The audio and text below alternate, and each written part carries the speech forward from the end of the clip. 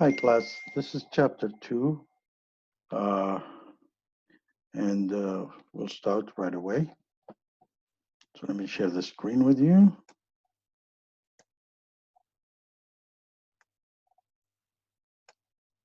Okay, in this chapter we will be talking about the strategy and sustainabilities and the learning outcome. It's know what a sustainable strategy and how it relates to operation and supply chain management. We will define the operation and supply chain management, explaining how operation supply chain strategies are implemented, understand why strategy have implications relative to business risk, and evaluate the productivities in operation and supply chain management. But before we start that, I would like to just explain something for you. Maybe that will help you to understand how strategy is related to business, to supply chain management and operation. As we said, like in earlier, we said that there is an option of going from point A in a C to point B in a C, and if you have a small boat made of one or two people and you find obstacles, it's very easy to maneuver between them and get from point A to B. But if you have a medium ship or a large ship and have people on it and there is a captain and gas is needed or diesel and a certain timing, there is a port that you need to stop by and port to move in, and there is an obstacle there, then you need a plan to move from point A to B. And this plan should be communicated with all people who is a stakeholder or shareholder in that big ship. So because they have to get the gas or the diesel, they have to get enough manpower, they have to know how long it takes to be in the move around the obstacles if you find. So all it's like you need to build a strategy according in a business strategy plan to move your big ship from point A to point B, and this should be communicated with everybody. So that's the same thing. If we're talking about mid-sized to large-sized companies, you still need a strategic plan to do that. And please keep that in your mind while we are presenting this chapter uh, further. Now, sustainable operation, it, it comes from sustainabilities and the ability to meet the current resource needed without compromising the ability of the future generation to meet their need. It means that you're supposed not to put your hand in the future resources. And when you're consuming the resource, you need to think about the futures and next generations also. The firm's strategy describes how it will create and sustain value for its current shareholders, and it made every firm has two parts, is the shareholders and the stakeholders. So the shareholders, individual or companies that legally own one or more shares of the stock in that company, or partnership and somebody owns part of that share. The stakeholder, on other hand, individual or organization who are directly or indirectly influenced by the action of the firm. So if the firm shuts off and stop producing, some customer or a supplier cannot produce more, or the customer, who could be a company, can runs out of these supplies. So these are considered to be stakeholders. Employees are stakeholders. The management are stakeholders. Uh, but the owners or companies who are shareholders. So the goal of sustainability means that the scope of the firm's strategy must focus on really three areas or the triple bottoms, which is you're going to see it in how it looks in the next slide. But it has the three things is the social responsibility, the economic prosperities, and the environmental stewardship. The social responsibility is the business practice should be fair to labor, to community, and to the region where the firms conduct businesses. The economic prosperities, the shareholders must be compensated via the competitive return. Because if the shareholder doesn't get compensated, he can cut on his resources. And the environmental stewardship is the company should protect the environment as much as possible. And this is a very good trend to do it in North America and in Western Europe. It can generate lots of business for any company who does these three, especially the last thing. Now,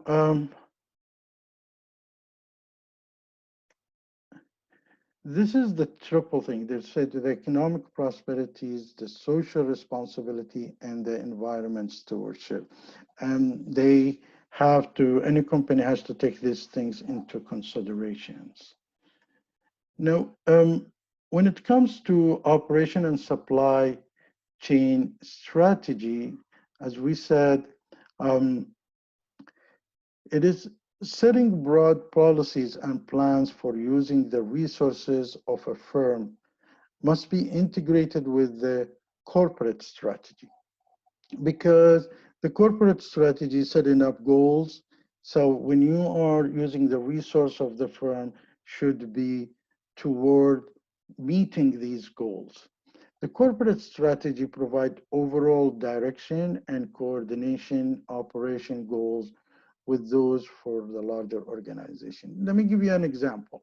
If you're talking about a company with provide a services and they want to be a service providers, so they need us, they go to this, they share this corporate strategy with the, let's say, the IT manager. Accordingly, with this corporate strategy, IT managers are selecting and building softwares and service to help to provide the company the services. And same time, they share this goal with the HR manager. And the HR manager also will be bringing the manpower with the certain skills that they can deliver the services with it. And they can, on with all the management level, and the management level will be responsible to implement their part of the work where they all put together in order to meet the strategy plan of the company. So the operation effectiveness, in other words, on other hand, is the performing activities in a manner, any kind of activities within the company that best implements the strategies priorities at the minimum cost. Means when you build the plan, and we will go through this example later on, you need to see how you're going to be effective and at the same time efficient at the lowest cost possible and effective at the same time. So when you are having a factory or a firm provide service, doesn't matter legal service or doctors or anything, there is a competitive dimension that you need to look at it from supply chain management and operation. And the first one is the cost or the price. So you probably want to make the product or delivery, the service is cheap, because the profit is sales minus the cost. You need to look at the quality and make the great product or delivery as a great services. Now, all these things, you need to balance between them. You need to find out where is the edge. You cannot have all these things together in the same time. Delivery speed, make the product or delivery the services as quickly. Delivery reliabilities, when you're doing a delivery, you deliver on time and you are right. If you promise within 48 hours, it should be delivered within 48 hours or within 5 working days or something like that. So you have to have deliver it when promised, um, coping with the change in demand. So if suddenly your demand increase, you should be able to do that. And it has to be part of your plan or how you're going to cope with the demands, if it's increase or decrease. And you have to have a flexibility and a new product introduction speed. So when you flexible, you can change the service that you provide or the product, and you can be very quickly to add on a new product and service, the speed. Other product specific criteria, you should be able, if you're providing product, you can do a technical assistant, meeting launch, something gives you an edge, offers sales support, after sales support, environment impact, something that gives you edge over the competitions. So these are the issues that you need to really look at it and do the competitive dimensions for it. Now, furthermore, some other like technical liaison and support. A supplier may be expected to provide technical assistance for a product. As we say, there is, pure product with a service, service with a product, and pure service. So let's say you're providing your product with a service, and your service is technical assistant for the product development and all these things. Ability to meet the launch date, requirement of coordinating with other firms on a complex project, so they know when you're supposed to deliver, so they can set up their also line of production, or they produce before you to supply you, all these things. As we said, supplier after sales support involve the availability of replacement part. So if you're selling something that you don't have replacement part, and when you buy a car or something, the first thing you are worried about it is the parts. And some cars usually are not very much people are interested in it because the parts is not available. As an example, difficult to get the parts, and some of them are people are interested in it because of purely because the parts are available in everywhere, like Dodge, GM, Honda, their parts are available, so that makes it more valuable has more value in it. You need to look at the related criteria such as carbon dioxide emissions, the use of non-renewable resources. As I said, we're going to see in the video how later on Ford and other car manufacturers are reusing things, minimizing the resources. And the other dimensions probably is uh, colors available, size, weight, location, customization. These are things that you're in charge of looking at them in order to have an edge over others. So what's the trade-offs? Management must decide the parameters of the performance are critical and concentrate on the resource of that characteristic. This is what you do. When we mentioned all these characteristics, most of the time you're not able to meet all these characteristics. And you need to know some characteristic that you are able to meet and have an edge on them, where in order for you to perform, because there is issue, bottom line is selling your service or is selling your product. So these are things that you need to look at it, where you can really improve and where is being advanced ahead of everybody, and where is the part that you cannot really do anything about it. So focus on this. So management, an operation cannot simultaneously excel on all competitive dimensions. For example, like a firm that is focused on a low-cost production may not be capable of quickly introducing a new product because they're in a low-cost production and probably homogeneous production, so they'd not be able to produce a new product very quickly.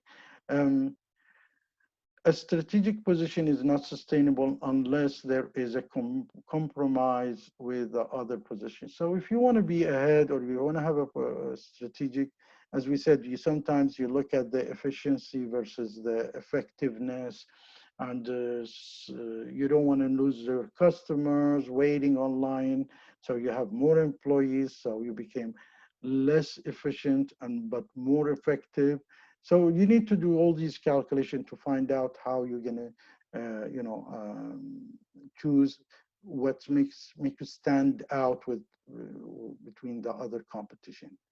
So straddling is when you are seeking to match some successful competitors by adding the features, further service, technology, or existing activities. And it's probably if you're trying to match the others, sometimes you're not looking at yourself pretty well as a company, and it could be a little bit risky to do so. Um,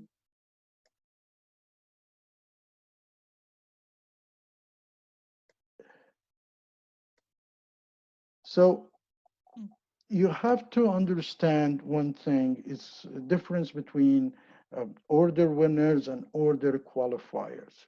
You see, when sometimes in every company, mid-size or large or government, usually they publish RFI, request for information. During that request for information, there is some conditions that you put there where this all everybody gets allowed to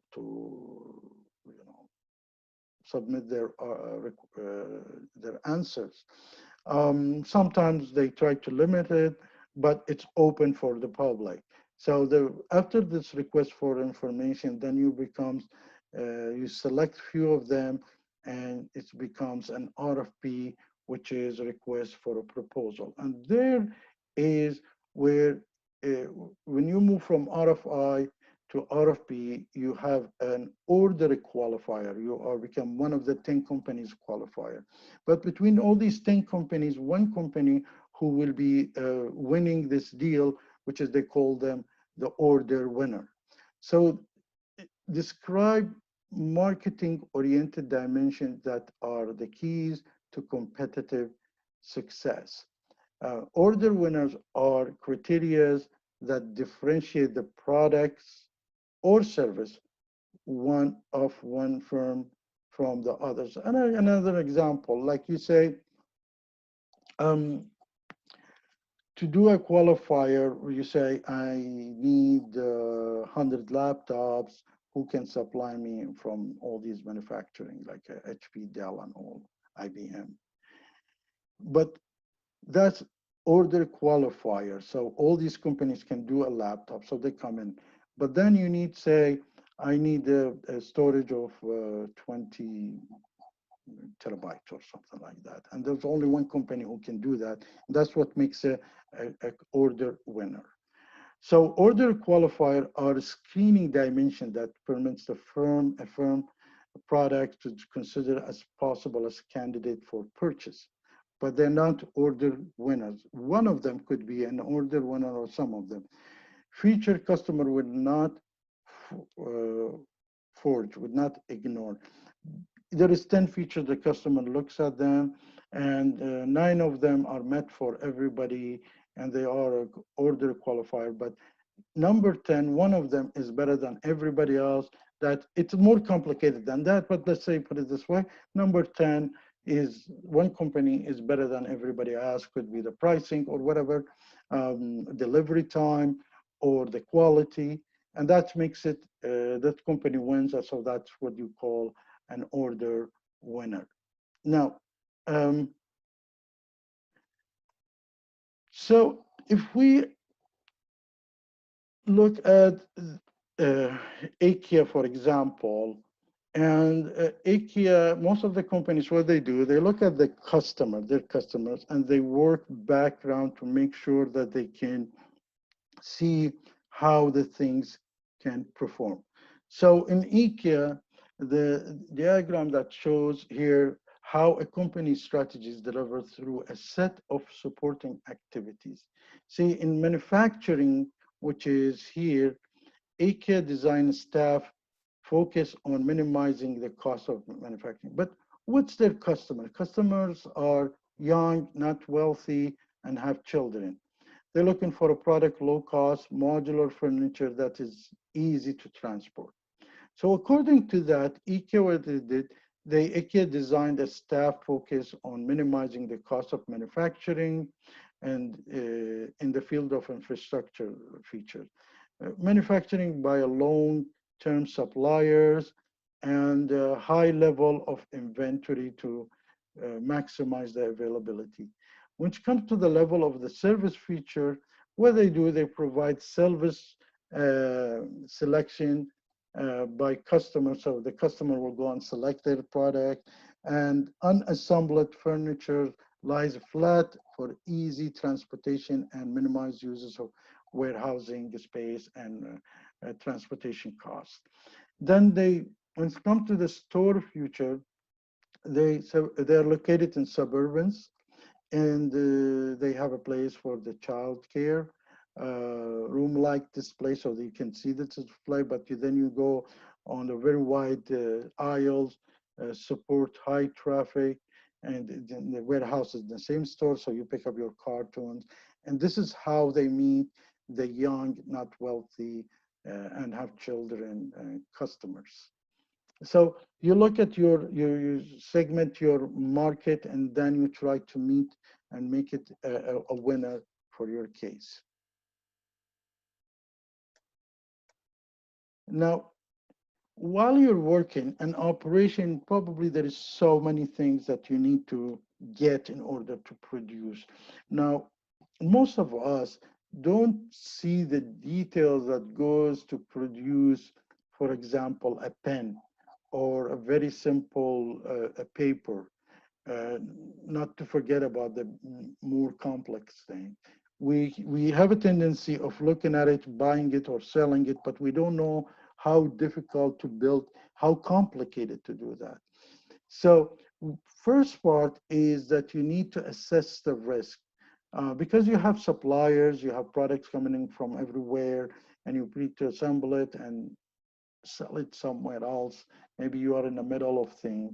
Now, so uncertainties in the environment cause supply chain planner to evaluate the risk, relative riskiness of their operation and strategies. They put it in a scale and try to see how can they mitigate the risk got to do with the supplying. Supply chain risk is likelihood of disruption that would impact the ability of a company to continue supply of product or services. And simple is no electricity. So you cannot operate in a dark manufacturing, for example. Simple, there is no water, so you cannot cool in the machines, or no internet, so you cannot provide the services. These are all risk things. So the supply chain coordination risks are associated with the day-to-day management of supply chain.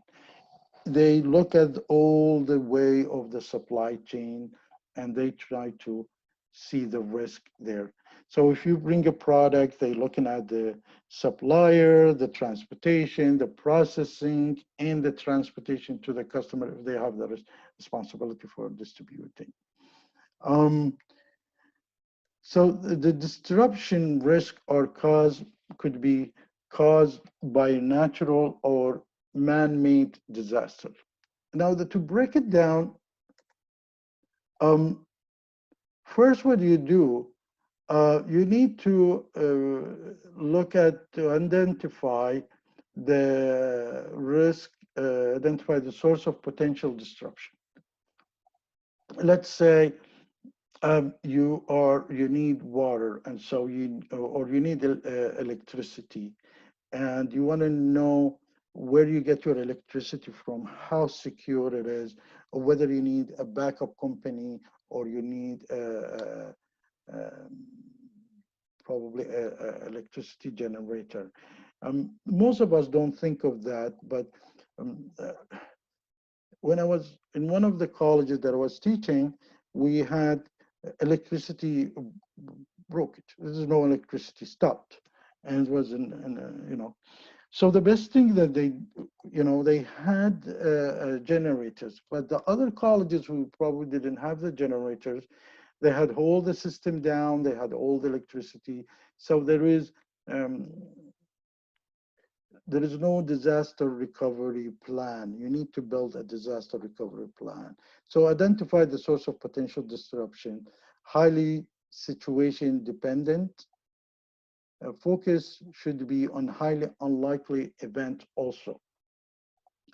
Assess the potential impact of the risk. So goals is to qualify the probability. What's the chance of this might happen, and what's the impact of it? Let's say, for example, the electricity. The chance of the electricity is pretty low that you don't have electricity in Canada. Chance very low, but the impact is big because the internet is down, the students are not getting their service, the school is, the college or the university is off. So the impact is big. So that's the reason they thought of having the generators. And you need to know where you're gonna, set up, because you're not gonna have a full backup to everything unless it is necessary. Then you develop the plan to mitigate that risk, to minimize that risk, to cancel that risk, and detailed strategy for minimizing the impact of the risk. Okay, so so the situation is the fact that uh, you need, like this exhibition, you need to look at the type of risk and risk, how we gonna risk mitigation strategy. For example, the natural disaster, when a typhoon happens, when the monsoon is happening, there is an effect on them as a supplier. Like now, what we have is also there is, with the COVID-19, and there is some effect on them where suppliers are not operating very well. So you need to have a contingency plan, alternate site, uh, uh, get it from somewhere else, and plus insurance for it. There could be a country risk. A country suddenly goes into war, or it gets blocked, and you need to do a hedge currency, or the money itself goes high or low. So you need to do a hedge currencies, and this is happening a lot, especially in the oil field, where people, do the hedge, buy things 10 years down the road because they just don't want to have, problem with the currency. Produce source of it. You need to look at the supplier failure. So this way you can do a multiple supplier setup. So if one supplier fails, you still have the other suppliers can meet your need and demand. Network provider failure, and to mitigate it, you support of redundant digital network. And as I said, I brought the electricity, but once your network is failed, there is other way of getting your network supplied.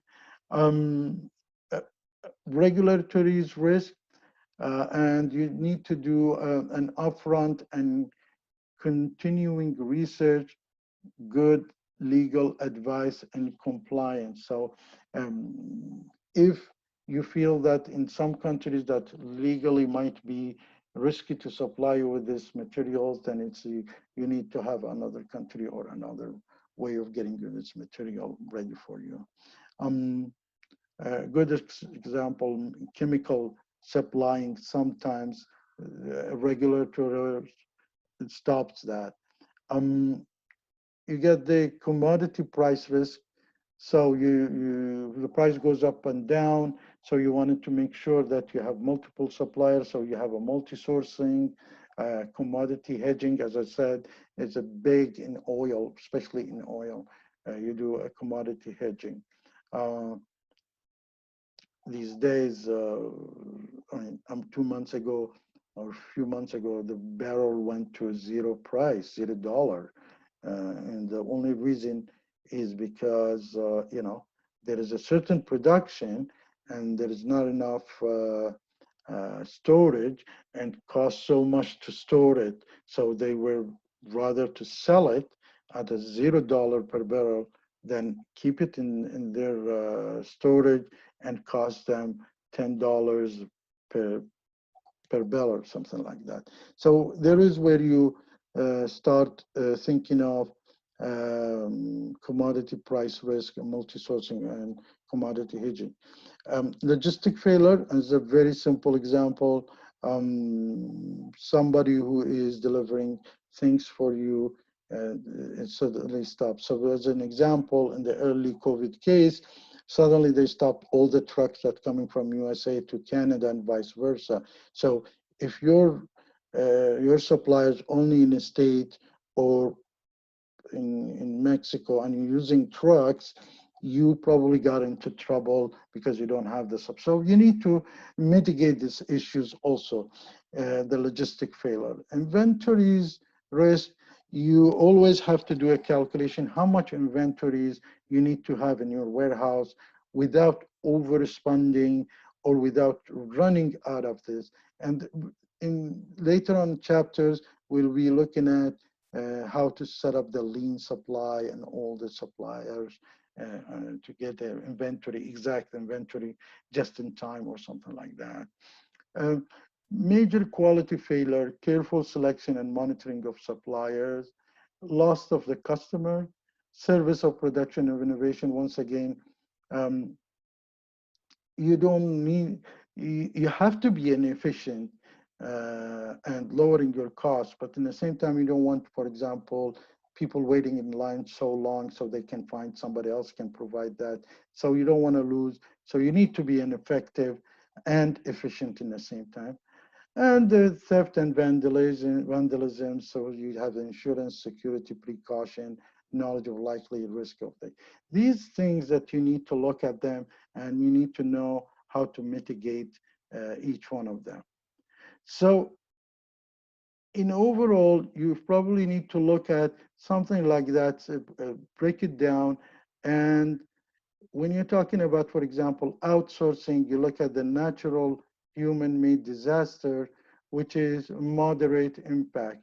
The green one, no impact. What's impacting on you is that you need to look at them and mitigate them and move them to a green. What's really, there's two parts, chance of happening, and when it's happening, what's the impact? This is how you look at the thing. So here is like in this exhibit, you would see that's like a quality risk. If you're outsourcing the supplier or the product, is going to be, might be, there is some quality risk involved in it.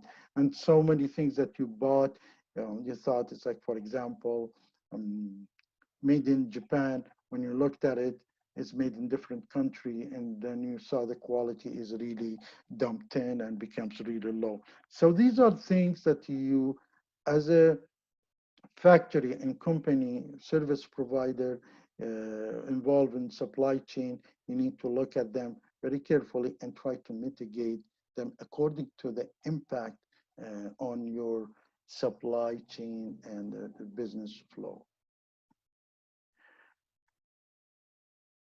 On other hand, you need to also look at the productivities and look at the measures of productivities. And there is so many ways of doing the productivity, but the more important is you cannot look at your productivity standalone. You have to compare it, you have a benchmark, compare it with the competition or other companies or in whatever is available in the market. But productivity is the common measure of how well resources are used. And it's basically it's output divided by input. So whatever you put in, how much you can get out of that. And this is what you call an efficient levels of productivity. Productivity, it's called a relative measures. As we said, you have to compare it related to other levels of productivities of other factories or yesterday or last year, how it's been improved. So there should be some benchmark that you can compare. So must be compared to something else to be meaningful. Company can compare itself with a similar operation